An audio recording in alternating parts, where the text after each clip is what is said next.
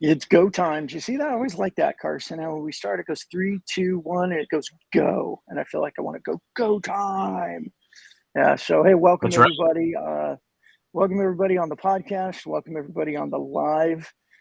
Thanks for joining us today, especially on the live today. There's only two of us, which means we got more opportunity for comments. Like Tom won't be joining us today, but Carson is here. I'm here. Carson's in his home office as usual, and I am sitting in a hotel lobby in Boston. But we're here live. Carson, today we're going to talk about social prospecting is not social marketing. You want to let everybody know what the heck we mean by that?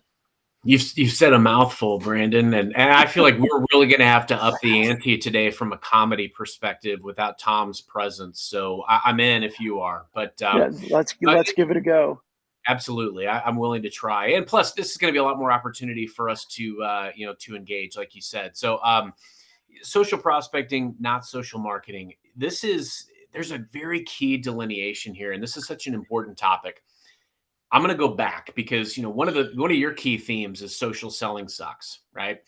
And I think this is one of the key misnomers around social selling. There's this belief that if we just start going out and creating posts and talking about how great our company is or our solutions and all those things that just magically some potential buyer is going to see that and Whoa. engage and say, "Oh yes, sign me up," or "Here's a purchase order direct to your LinkedIn inbox." And guess what? That doesn't happen. And for any and all of us, I think a lot of us, at whatever scale you are from a social selling perspective, we've all tried different things and failed. And don't get me wrong, I've absolutely gone out. I've made posts about my organization and some of the things that we do, whatever company I worked for at the time.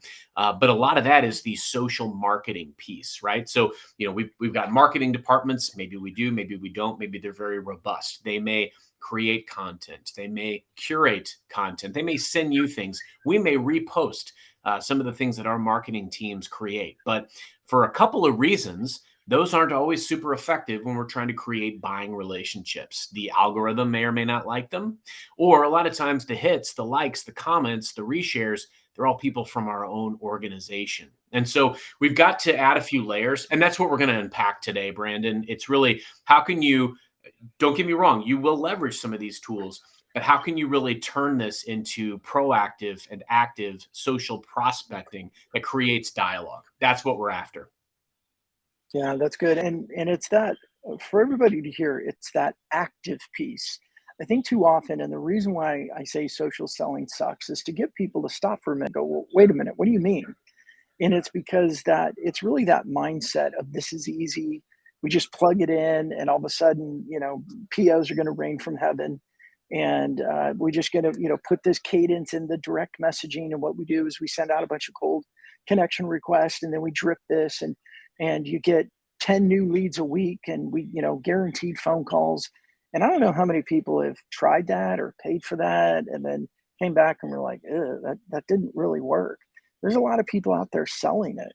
And I really want to key in, Carson, what you said, what for everybody, what Carson said. This is about proactive activity. This is too often we look at social as being passive. Right? We're going to post stuff.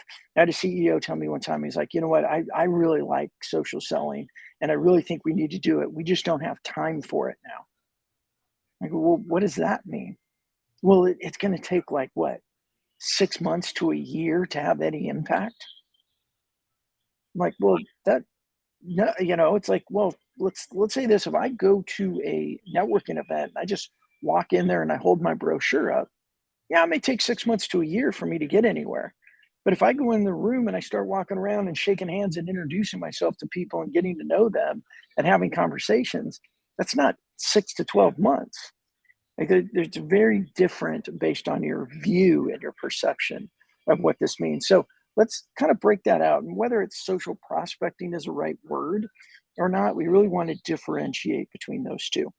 Yeah, and look, I mean, we've got to go back to the impetus for this show. It's around social selling for newbies, and we're all at different scale on our social selling proficiencies.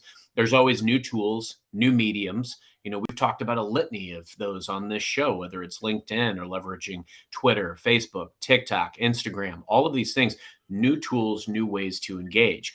Now, we can use these tools in order to say great things about our company. And we've all done that, I believe, right? At varying times. And we've probably not seen a ton of results as far as, people engaging as a direct result. However, there's Mhm. room for these social marketing tools. And I would actually challenge people to take it one step further. Where I've seen great results is when I'm able to not talk about my organization or my team per se, but to tout some of the successes that our customers are having as a result of the collaboration that we had. We don't need or want to be the hero. We want to be able to show what's actually transpiring as a result of that collaboration to get people thinking. Because often as sellers, where we add value is, we show up getting people to think about things or asking questions that get people to think about things in ways that they weren't already thinking about. Ways that are going to open up new revenue streams, ways that are going to open up ability to optimize costs or cut costs or shore up problems or gaps that they have in their processes. And it's very hard to do that with a social media marketing post. It's very hard to do that. You Mhm. can't encapsulate all of that. And so when I think social prospecting, Brandon, and I'd love to get your deeper definition as well, but when I think about that, I think about all those areas that we've explored on this show, like the social listening piece, going out Mhm. and showing up informed because I know more about this industry or about this organization, or I'm reacting and responding because there was a C-level change or some M&A activity that I need to react and respond to. Now, here's the thing. The interesting caveat between the two is that I've absolutely leveraged social marketing material for very specific and very focused reasons, sending them to a potential prospect to say, hey, this I saw your post last week, or based on our conversation, this resonated with me. This is how we're grappling with some of the issues that you claim to be grappling with, or I read your company reports. This is how we're showing up with organizations to handle similar problems. Does this resonate? Is this something you'd like to discuss further? So social marketing can be used as an element, as an important element of social prospecting, but they're not interchangeable. Yeah. I like that. You asked what my definition is, and I'd love to hear your thoughts on it. And anyone else, by the way, Thomas and Butch, anyone else that's on there, thank you so much for joining us, and love to keep seeing it in the comments. And any other questions, please join the conversation. Um, like I said, Tom's not here today. We got to fill in the gap. If not, Carson and I are just going to talk too much, Right. which we can do. That's not a problem. We'll fill it in, but you kind of get tired of hearing ourselves talk. And the So, movie trivia segment it will probably expand today if we have yeah, to. So you know what we should do? Maybe we start doing is that ask people to throw in a movie into the comments, and we got to figure out how to work that movie into a social selling conversation. that would be a Think we wonderful got that challenge. kind of skill? That'd be a wonderful challenge. I actually remember years ago in my call center days, we would integrate song lyrics, Sylvester Stallone movie titles into calls with customers, respectfully, I add. And again, this was in my much younger days, but yeah, I'm up to the challenge. Okay, well, if we're going to talk about things, kind of, marginally stupid things we did in our much younger days, I don't remember where I heard it, where I learned it, maybe I just thought of it. But I created this game with my wife when we'd go out to dinner with people, and we tried to do it as respectful as we can. But we would come up with 3 words, and our goal was to navigate the conversation so that other people that are at dinner would use one of those words. Oh boy. Yeah, we stopped doing it when I got very, very obvious. I got a little competitive, and I was trying to, get it done. And I made these just real random conversation topics to try and get it there. My wife's like, "We're done. We're not doing that anymore." That sounds like it could be a Curb Your Enthusiasm episode. It very well could have been. Yeah. Okay. So Diane put Greece as our option. So let's keep going. We'll figure out where we can Grease. bring Wow. Danny Zuko in. and team into this. Um, so back to a definition. I think my definition tries to incorporate all the things that we talk about, and it is strategically using our social media activities to generate healthy relationships with prospects that lead to sales conversations. What do you think about that? I think Noah Webster is going to be calling, or at least his people, because that should be the textbook definition.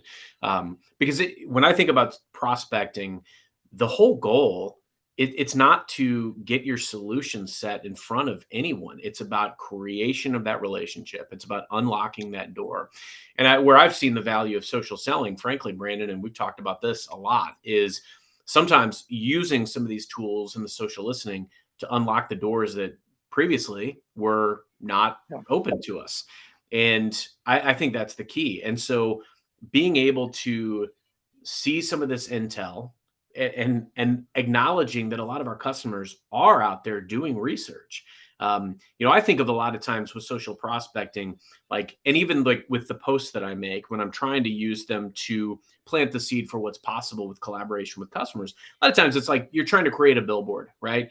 You think about your target audience, you think about where they are, what kind of hashtags they're looking at, or what types of topics are going to really resonate with them, what types of groups might they be in and join.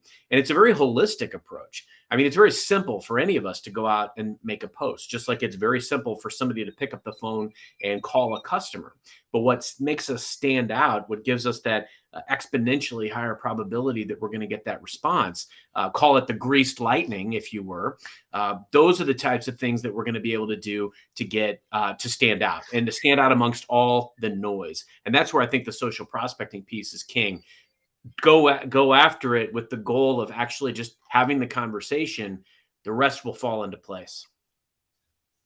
That was really good. That was just sly the way you just kind of built that right in there. I tell Oh, you man. what, I'm starting to worry because I was like, oh, we're going in a grease lightning direction here, and then there it was. So we just teed that up and hit it out of the park, Carson.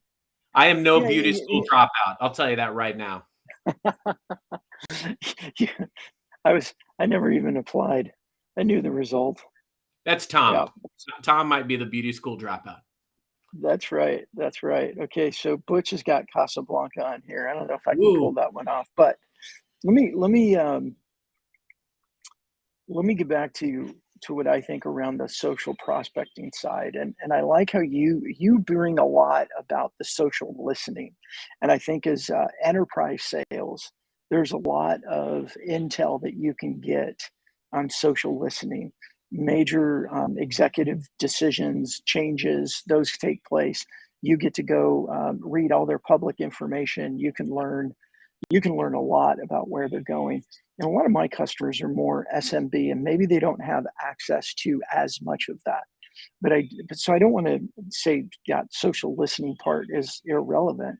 Um, I think it's very relevant. The other one is go listen to what they're posting about on their corporate pages. Even though it's their marketing material and they're trying to sell products, you can get some insights there. The next one for social listening for me, and it sounds kind of maybe it's a little confusing because social listening for me, the next step is actually commenting, right? We have to read or listen, but the only way they know that we listened, and that's the key part, they got to know that we listened, they got to know that we read it, is to actually comment. And so I think when I think of social prospecting, the three steps are comment first. Then we publish content, and we can talk a little bit about the type of content, which you always share. And then you can go and send a connection request. But if you're not commenting and you're not publishing content, the likelihood of your connection request not just getting accepted, but becoming a healthy connection. We distinguish there's connections. I had a couple connections this morning that I disconnected because I was in the pitch slap routine. So there's connections. You can get all excited you want. I got all these people accepting my connection request. It doesn't mean they're going to have a conversation. It doesn't mean they're reading your content. It doesn't mean they want to have anything to do with you at this point. The commenting is the action that demonstrates that you're listening, and it's not just great post, do over 5 words, do a couple sentences, do something relevant. And the value of that is they see you, they know who you are. It's a great way of saying, hi, I'm so and so, rather than, hi, I'm so and so, here's my brochure. Play it again, Brandon. That's money. That is, I love that. And it's, it's interesting. I was actually giving a talk earlier today about LinkedIn and leveraging it for social selling, but also personal branding. And that was one of the things that I highlighted, because a lot of people, their trepidation is around, well, my gosh, like what do I post right out of the gate? And maybe I'm not comfortable yet with, the post, putting myself out there. And that's a continual process, because as you dabble with different mediums, you're going to have that same trepidation. You're, sticking your feet in the water when you do video or a podcast for the first time, or any of these other mediums. Or you're like me and you just take a flying cannonball leap and you just post a TikTok video on a whim on a Wednesday. But here's the thing: it's what you said is so important around social prospecting, Brandon, because a lot of my activity, and this is something that you can do when you're just starting out and when you're not ready to post just yet too, going out and following your target prospect. I follow executives, a couple of key executives that are still on my wish list, right? And I want to be able to say, here's the beginning of a beautiful friendship, right? But I haven't gotten there yet, right? So, I love Bogart, by the way. So Casablanca, great nod there. But what's interesting is, like, you can follow these folks, and when you see something, when you see them make a post, like certain CEOs or CFOs or COOs that you want to connect with, you can go out there and you can flag them so that you're notified every single time they make a post. And when you see these posts, there's a lot of likes, right? It's so easy to, and again, we got to stop leaning into the easy, because it's so easy to just like a comment or a post that somebody makes. Anybody can do that. But where people don't do is they don't often comment. But when you're making that comment, also, you can tag the person and say something very insightful. You and I have talked about this before. It's not about just saying, hey, great post. That's not insightful. But if it's, Jeff or Mary, this resonated with me because of blank, and this is something that we're commonly doing with a lot of our customers, or you send them a link to some of that social marketing material as a result that might resonate with them, that's very focused and targeted to the situation and the person, that's what can add probability to getting the meeting. And you're not going to get the meeting right out of the gate. But guess what? If you keep commenting and engaging on these executives' posts, you're going to find a way to stay top of mind and get on their radar. And so your viability when you send them a message goes up exponentially of getting that meeting. Yeah. Yeah. And I think also, especially around the newbie side, is your prospects. So let's say like I always say, take your top 100 prospects, and we're going to go comment 25 a day every 4 days, and just go see what their activity is and get in front of them. Now, we also know that not everybody, especially because there's people like us out there saying, don't do this. They don't just post about their company. They don't just come out and go, hey, we're looking for this product. Like, sometimes that happens. When it happens, awesome. But they're building their personal brand. They're talking about leadership. They're talking about sales. They're talking about their industry. They're talking about career growth. They're talking about all these other things. Be comfortable, like you would in a networking event, going where the conversations go. And and it takes work. It takes thought. It's not a simple, oh, I like this. It's not a simple, let me go take this 2-sentence pre-written thing about our company and go paste it in a bunch of places. It's not going to work. It's easy, yes, but it's not effective. It's not going to increase your probability of them going, wow, that's interesting. I may want to have a conversation with you and dig in more. So that, taking the time to go see where they're at, see what they're doing, see what they're liking, they're commenting on, and joining those conversations, and not being afraid of just having the sales conversation. It's I have a friend of mine that I think he's coming around. It's taken several years, but he would say, Brandon, LinkedIn's about business. I'm like, yeah, that's great, but business isn't just about business. Business is very personal. Like, Yes. he and I had gone out, we had dinner, we had margaritas, we talked about our families, we talked about a bunch of stuff, and we had drinks, and everything was more personal, but there was a purpose of business around it. And it was, yeah, but that's not LinkedIn. LinkedIn is only about business. And I'm like, and so I've been, I got into the personal content side because I was scared. I didn't know what to say. I mean, what do I reveal about myself? What don't I reveal about myself? I got in by just dad jokes because, I got 5 kids. I like dad jokes. I love making my kids go, oh, dad. And I kind of started that way. And what amazed me is how many people connected with me, how many Yeah. people resonated with it. And I would we develop some sort of rapport. What that is, I wasn't yet strategic about who, but I realized there are people that engage with you out there, but you got to talk about life like you would with somebody, not just the conversations you would have with somebody inside of a boardroom. You hit a couple of chords for me there, Brandon, because, what's the old adage? People buy from who they like, know, and trust. And that's why showing that human element on social can be so important. I was having a philosophical conversation about that recently too. It's like, how we, the types of posts that we make. And like last week, we talked about the challenge, doing the 30-day challenge around making a post and thinking intentionally about the types of things that you post. There's room for all different types of posts about your organization and, resharing some of that curated marketing content. That's great. Sharing things that are about you personally so that people feel like they get to know you. They can align with you. They can, something that you did or you said resonated with them. Those I take that very seriously, and I think it has to be incorporated in, regardless of if it's about business. Because I agree with you, business can be one of the most personal things. Some of my most long-lasting friendships happened as a result of business. But I think Yep. Diane had a great comment in the chat, Oh, and it was, "I like your conversation. I appreciate that you guys agree and understand that social selling isn't a silver bullet." Brilliantly said, Diane, and you're so right. It is a complement to all of the things that we do. It doesn't replace any component of sales. And some of the things that you described, Brandon, those are the types of experiences that people will walk away from and say, social selling sucks because I made some posts. Nobody bought anything. So this doesn't work. I don't have mhm. time to do it. I'm going to go do something else. I'm going to go back to my comfortable ways of mediocrity or my comfortable ways of failing and sending emails that nobody Yeah. responds to.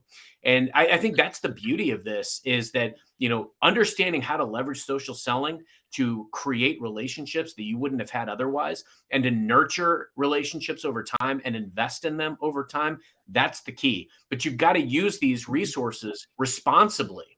You can't just have access to this great marketing material and think if I make a post about it, people are going to buy. No, it's how can I use this marketing material for a very specific, very focused, very targeted outreach, or even know the talking points so that you can convey them when the time is right. That's the key. Great That's the key. sellers know exactly how to and when to articulate some of these key elements. So, Diane, you're so right. It's a strategy. And, the too good to believe pitches, you're so right, because far too often we go out and we just say, like we act like our organization is the best thing out there. No, we need to know our competitors as well. I study what all of my competitors are doing, what they're putting out there, where their wins are, and where they're thinking. Because look, your competition, they've got strengths too, but they've also got weaknesses.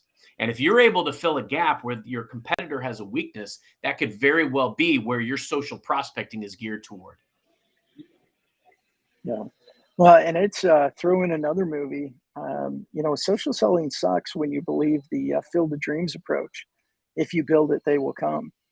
And it depends on what you build. Yeah. In that movie, he's having him build a baseball park. If he had built a soccer field, I don't think the baseball players were coming out of the cornfield to get into it, right? We need to look at our social activity strategically in order to create the opportunity to have conversations with prospects. And that includes our strategic approach to our comments, our strategic approach to what we're saying. And I come back and I'm kind of glad Tom's not here today so we could brag on him. He did such a great job in his book in the revenue zone by building out the revenue zone matrix Yeah. because know, like, and trust. And if anyone that's listening or watching, you haven't seen it, you can go to revenue. I think he's revenuezonemedia.com. But the revenue zone matrix, I think, is so perfect for how to think about social as a tool. The X axis is know, like, and trust, which is still important Yeah. because if they know us and like us and trust us, they're much more likely to get in conversation. They're much more likely to engage, and they're going to do that quicker. And that's where some of the dad joke type of stuff and I know you talk a lot about leadership and personal development and things in your post as well. Those open doors, and all of a sudden someone looks and goes, oh, they're more than just a sales rep. And a lot of those barriers and those walls come down because now we are controlling our behavior to be seen as more of a complete human instead of just that sales rep. We're not the guy with the brochure in their face. Mhm. That's why we take people to dinner and lunches so we can have a holistic conversation and we can translate that strategy into social. But we have to post about other things and bring in our product or our services. So when we're doing that as a strategy, it's where we then have the ability to, one, we're being proactive, we're not just being reactive. And two, we can put systems in place and have good KPIs and have good metrics to make sure that we're putting ourselves in the right places in front of the right people. And we can actually start documenting data of how many conversations did we develop. And I'm not saying a sales opportunity at that point. I like to start with conversations Right. because a sales opportunity is going to come much more likely if I have a good conversation. But if I have my first conversation and I go straight to sales, if they're in that 1 to 3% that are currently in market, it's top of mind, this is important right now, maybe I'm going to get lucky. But usually that means 97 to 99% of the people you're trying to sell to, they're not ready to buy. And we just miss. That's it. I mean, look, I look at social marketing, it feels very one-sided, one-dimensional. You're trying to convey a very specific message to a wide swath of people and, hoping that there's some kind of hit out there. It feels very random. And don't get me wrong, I mean, you could absolutely post something, somebody sees it, you might have influenced something that you don't realize in the moment. So that's absolutely possible. But No. with social prospecting, there's so many facets, so many layers. I think about social selling as a way of life, right? I mean, I look at all of the Mhm. different tools that I'm leveraging, and there's tools that move in and out based on relevance, based on who my target audience is. But yeah, and we've talked about a lot of them on the show. I'll subscribe to a lot of email alerts and different trade magazines based on whatever industry that I'm working in at the time. I'll do email alerts for the target organizations. I'll follow very specific people and flag their posts so that when they post, because I want to create that relationship, I will see that in my notifications and I'm able to go there. I actually just recently started using Humantic AI, which is a personality AI tool. And I think we're going to have a couple of those folks on a future show. So we can talk about how you can show up more informed when you reach out to a customer, as opposed to sounding like everybody else that's reaching out. You can actually, believe it or not, often buyers will have a different style of buying than your selling style. So how can we meet them where they are? Show up better, show up differently, and not just show up with the same canned message, hoping for a result. That's the spray and pray. That is the just some of the randomized effect. And the last thing I'll say on that topic is, when you think about it, how often do we look at it from our buyer's point of view? Your target audience, what do you think their LinkedIn feed looks like? What do you think their LinkedIn inbox looks like? What do you think their email inbox looks like? I talk to executives all the time, and they'll say they get contact from 30, 40 salespeople a day. So my challenge to you is, how can you leverage social prospecting in a way to listen, show up informed, show up with value, say things that are insightful, and create meaningful relationships that aren't about a sale. They're about the relationship. And I think that's the big difference between the social prospecting and the social marketing. Is social prospecting is multifaceted, while social marketing is often very one-dimensional. That's a really great summary of it, Carson. Too bad it took us 30 minutes to get there, but that is a great summary of it. The social prospecting is it's multidimensional. You know, we can control our behavior. We can be strategic about who we're getting in front of. We can be strategic about who we're listening to and react accordingly. And social marketing, and I would say like social marketing from the marketing side, they're very strategic about brand building, the Yep. messages they want, how they want the company to be seen. And there is an element of that marketing in our personal side as newbies. It's called our personal brand.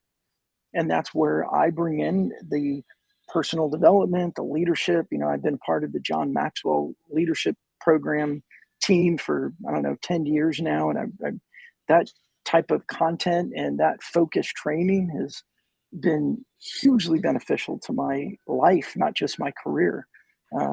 I didn't know how to think positive when I was younger. I had to figure some of that stuff out, and I post about that, and they open doors to other people, and they're not always people that go, "Oh yeah, this is great. Hey, can I buy your product?" No, it's more of that relationship, that network, and I think now more than ever with social, that concept of when people go, "Oh, I've heard about you," or that concept of your reputation precedes you, we have the ability now to control that narrative around our reputation by what we do inside of social media.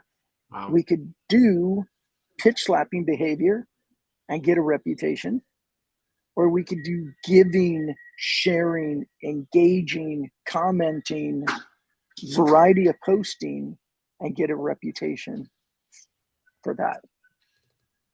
You nailed it. And some more great comments. I saw Diane made another great comment around a lot of this traditional marketing, shotgun advertising, cold call selling is dying. And you're so right. There's new, better ways to show up and make that first touch point. And that's what we as sellers have to adopt. And we've got to be resourceful. We've got to figure out what these resources are and how to use them responsibly. And Sarah, great comment. Relationship building is key. We've got to give value. We've got to show proof of value. Oftentimes, Mhm. those are the things that help us earn our keep. Yeah.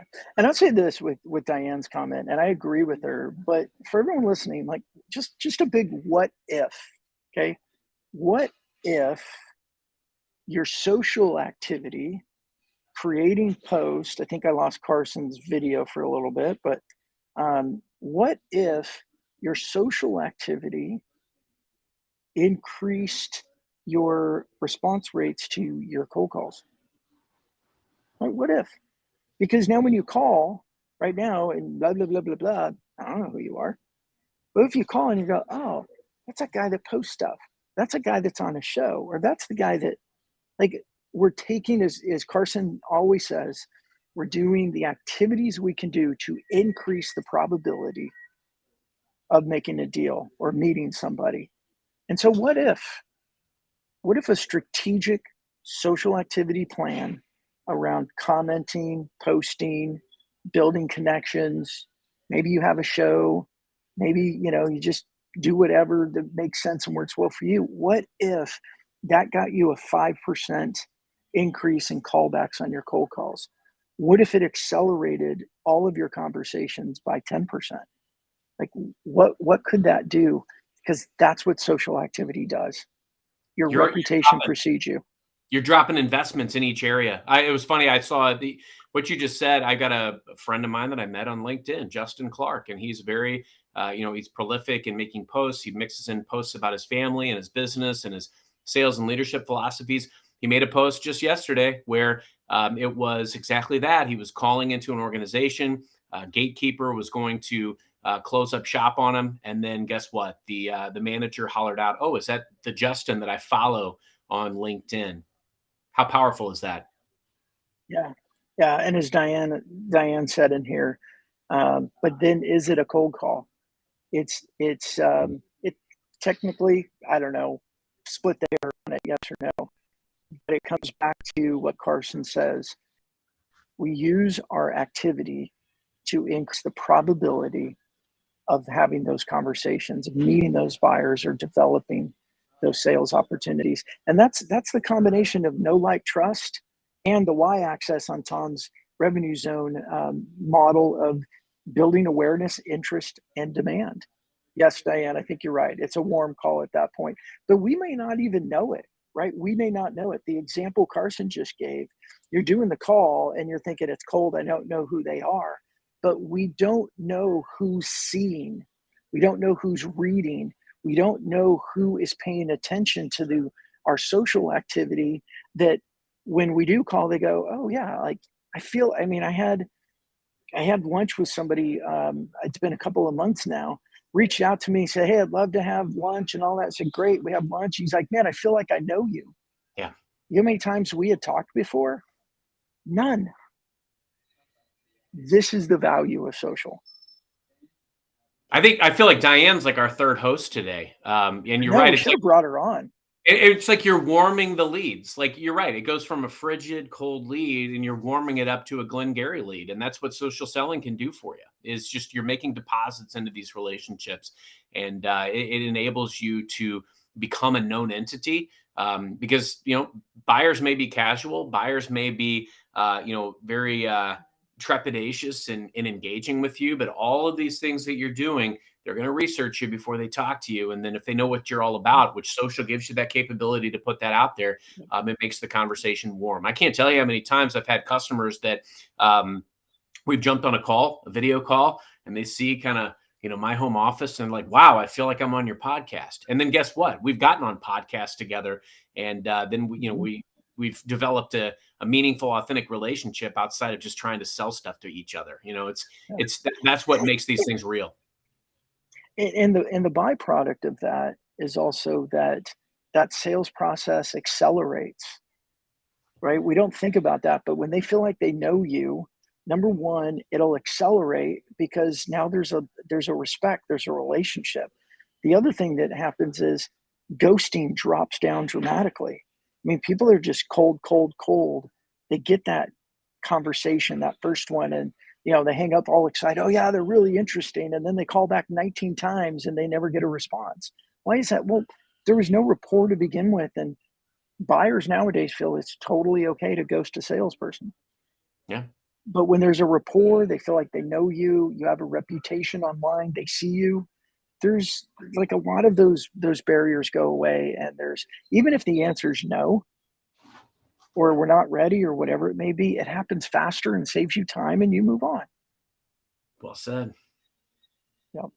Well, Diane, thank you for carrying our show today. Without Tom, we needed the help, and That's it right. was nice of you to show up and support us that way. And Butch for the Casablanca, and I think Thomas was on there, and anyone else that was on there. Hey, thanks so much. We will be our show next week, where I'm missing out my dates. We got one coming up between, I think, Christmas and New Year's. We're going to record something with our thoughts on the year and where we're going. But we'll be back next week.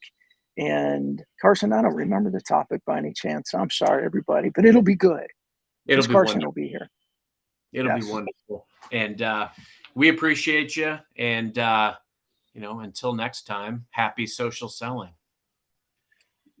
I'm not gonna let you end on that. Hold that one for a second. Reminding everybody, if you're listening to the podcast and you like it, we would love and appreciate your reviews. We'd appreciate you sharing it. I got the thing coming in. Our downloads are increasing. That's kind of exciting. We want to get this information in front of more people. I think we're talking very foundational, very simple tools that sellers can use by implementing these newbie strategies to make a big difference in their own lives. And so, if you like it, we'd appreciate the reviews, sharing it with your friends. And if you're seeing us on any of the live channels, be sure to subscribe. That helps us out too. We really appreciate it. Now, Carson, can you send us home? Can you send Well, this, I was close gonna this say, thing down? at this point, now I feel like we should break out into the song "Summer Nights." So, Oh, but, look at that. You know what? If I started singing, we would lose audience forever. I we guarantee don't it. want that. So, for everybody, thanks for joining. If you have ideas for future episodes, definitely let us know, and future guests as well. We've gotten a lot of great guests from the community. And until next time, happy social selling. Thanks, everybody.